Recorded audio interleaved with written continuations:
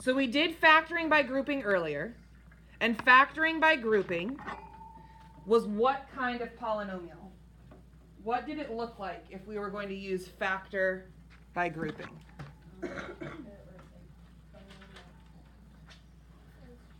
It was 4 terms. If we were going to factor by grouping, this one. If we were going to factor by grouping, we used it on 4 term polynomials. Today, what is this? It is a trinomial. It is used on a trinomial. So we will have, we're starting out easy, a trinomial where the leading coefficient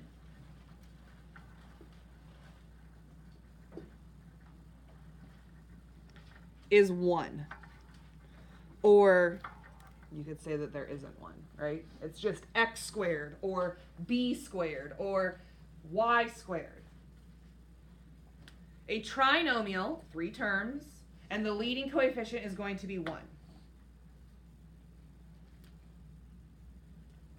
And what we have to ask ourselves, the question that you want to know every single time, you want to know factors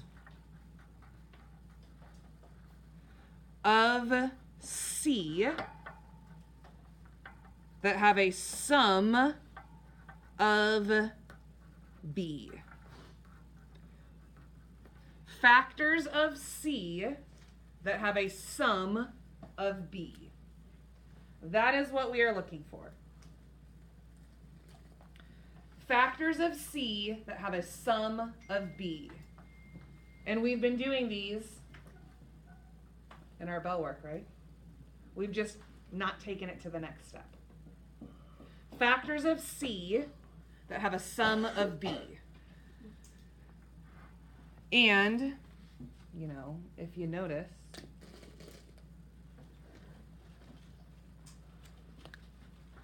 C and B. Factors of C of the last term that have a sum of B, the middle term. So we'll start out really easy.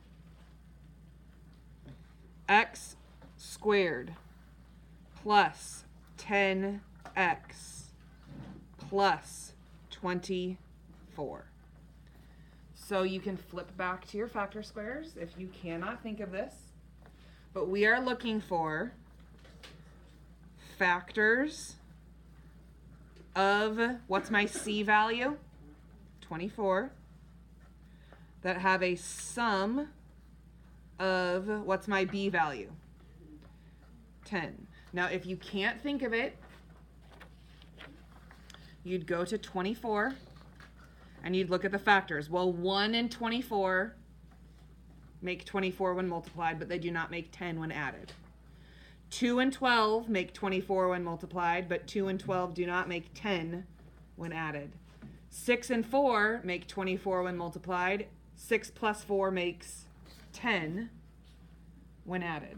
So the unfoiled is x plus 4 and x plus 6.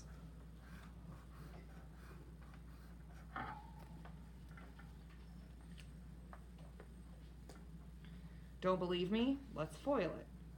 X times x is x squared. X times 6 is 6x. 4 times x is 4x, which makes 10x. And 4 times 6 is 24.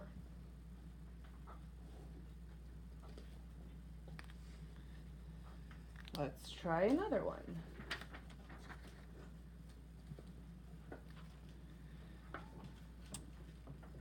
B squared plus 19b plus 60.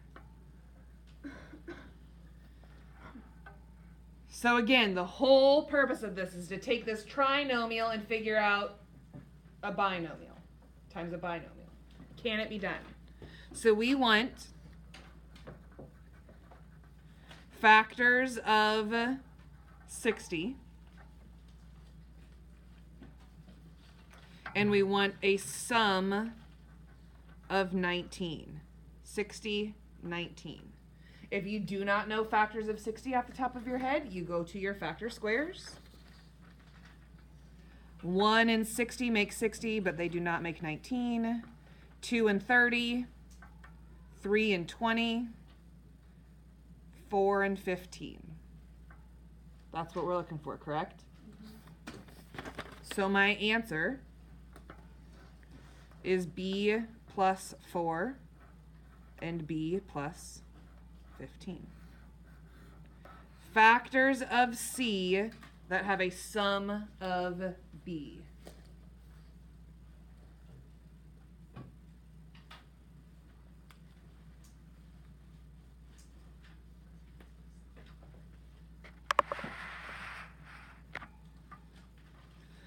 Please remember, if the leading coefficient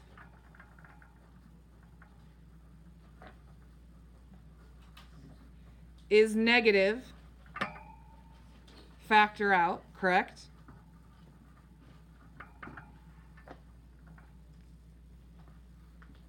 Also, please remember, is there a GCF?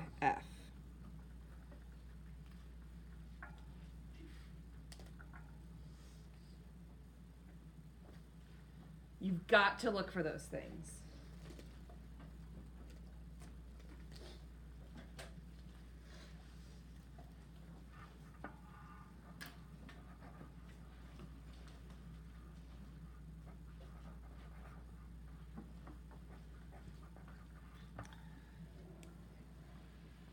So in this example, negative y squared plus 2y plus 15.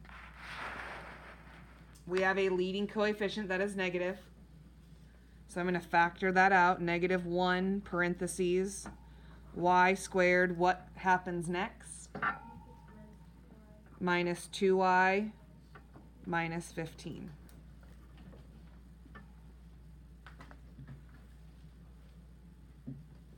Factors of C that have a sum of B.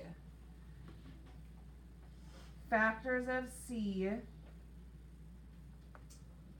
that have a sum of B.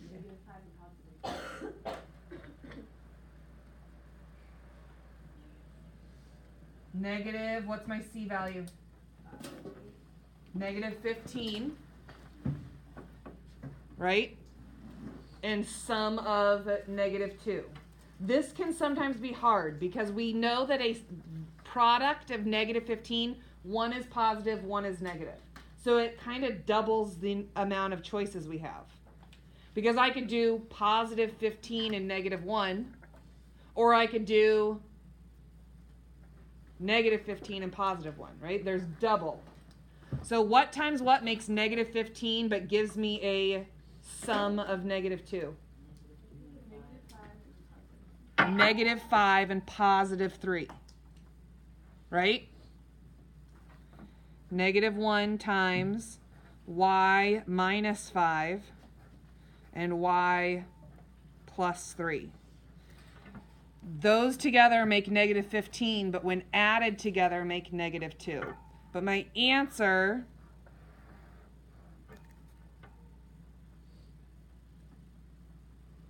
has a leading coefficient of negative 1, right?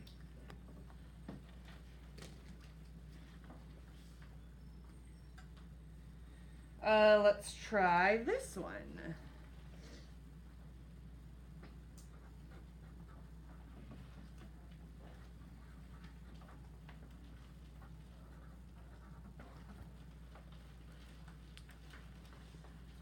Is my leading coefficient negative? No. No, it is not. Is there a greatest common factor? No.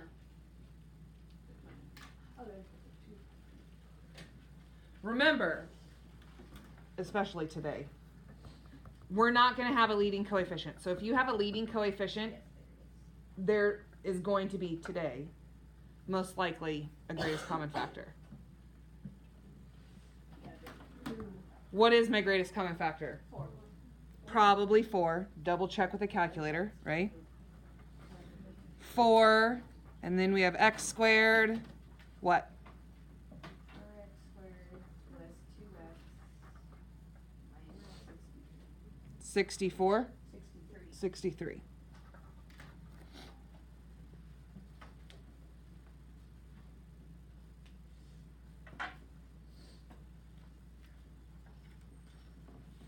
All right, so what are we looking for? Factors of C that have a sum of B. What's my C value? 63. Negative 63, right? Yep. What times what makes negative 63? But when you add it together, you get positive 2. Negative 7, so 9 minus 7, right? 9 and negative 7.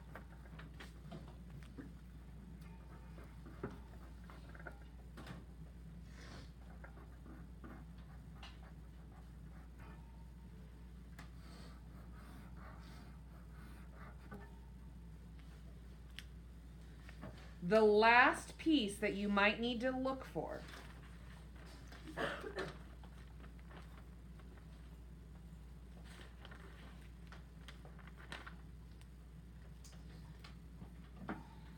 and this doesn't really fit in this part. It's a little bit different. It's called the difference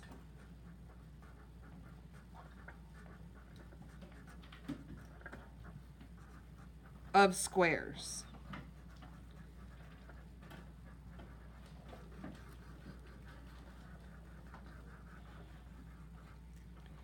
Difference of squares. Not geometry squares, algebraic squares.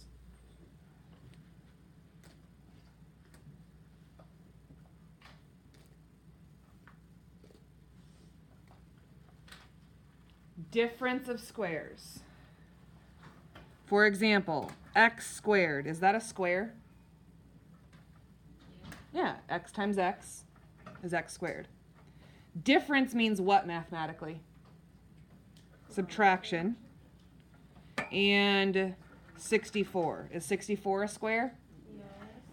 This is a difference of squares. It's a square and a square. But our question was factors of C that have a sum of B. What's my C value? 64.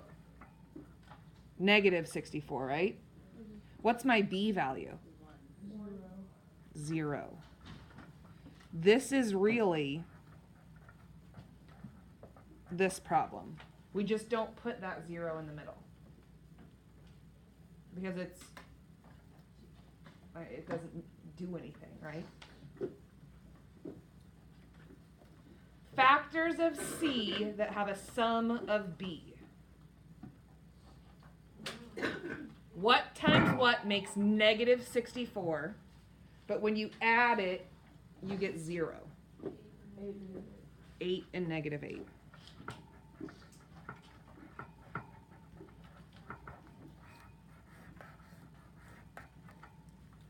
It only works if both of them are squares.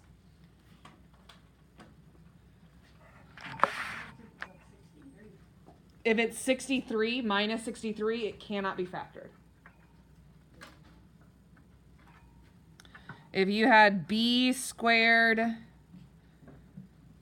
plus 81, no factors. Even though this is a square and this is a square, is it a difference of squares? No. It must be a difference of squares because that's the only way you can get 0 is one of them positive and one of them negative. What about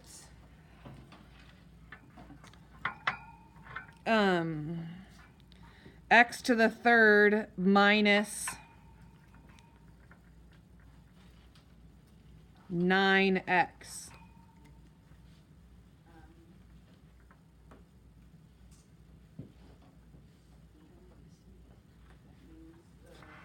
Is there a greatest common factor? So I have to take out a greatest common factor first. Correct? And then is it a difference of squares? Is this a square? No. Well, yeah, it Is this a square? is. No. Oh, wait. It's a difference of squares. So what's my answer?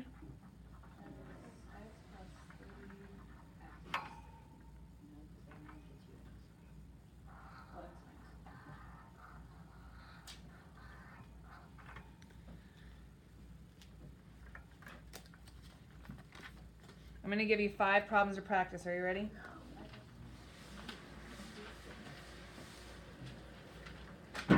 Flip back and forth. Look at these rules. Look at your factor squares.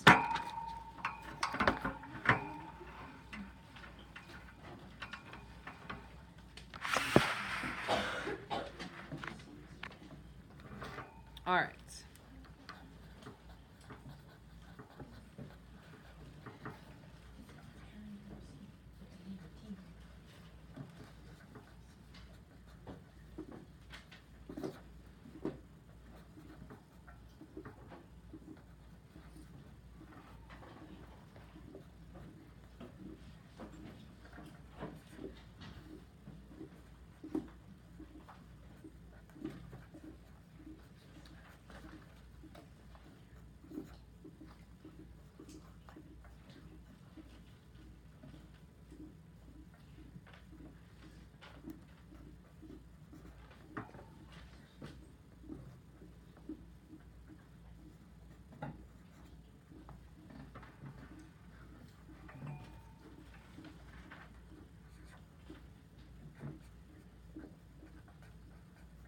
I lied. I'm going to give you 6.